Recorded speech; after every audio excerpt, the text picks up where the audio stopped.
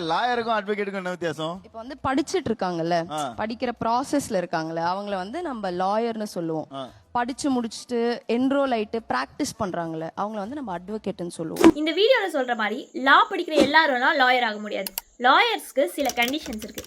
அந்த கண்டிஷன்ஸ் படி first condition என்னன்னு பார்த்தீங்கன்னா, அவங்க எல்எல்பி டிகிரி முடிச்சிருக்கணும். அதாவது 5 இயர்ஸ் 3 இயர்ஸ்னு ரெண்டு வகையை எல்எல்பி டிகிரி பிரிச்சிருக்காங்க. 5 இயர்ஸ்னா integrated course with any other extra degree பண்ணியிருக்கணும். இல்லைனாட்டி 3 இயர்ஸ் எல்எல்பி கம்பல்சரி பண்ணியிருக்கணும். ஸோ இப்படி 5 years and 3 years LLB degree முடிச்சவங்களுக்கு லீகல் அட்வைஸ் கொடுக்கக்கூடிய அந்த பவர் இருக்கு.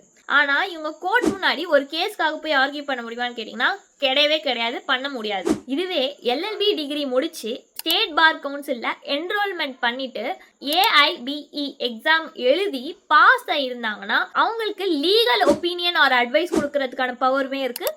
கோர்ட் முன்னாடி போய் ஒரு கேஸை ரெப்ரசன்ட் பண்ணுறதுக்கான பவருமே இருக்குது. ஸோ அவங்கள தான் அட்வொகேட்னு சொல்கிறாங்க. ஸோ இப்போ லா படிக்கிறவங்கள லாயர்னும் சொல்ல மாட்டாங்க, அட்வொகேட்னும் சொல்ல மாட்டாங்க. They are just law students. So இதுலேருந்து நான் என்ன சொல்ல வரேன்னா, all advocates are lawyers but not all lawyers are advocates. Law students and lawyers. இனிமே உங்ககிட்ட யாராச்சும் லாயர்ஸ்க்கும் அட்வொகேட்ஸ்க்கும் டிஃப்ரெண்ட் கேட்டாங்கன்னா இந்த வீடியோ எடுத்து காமிங்க.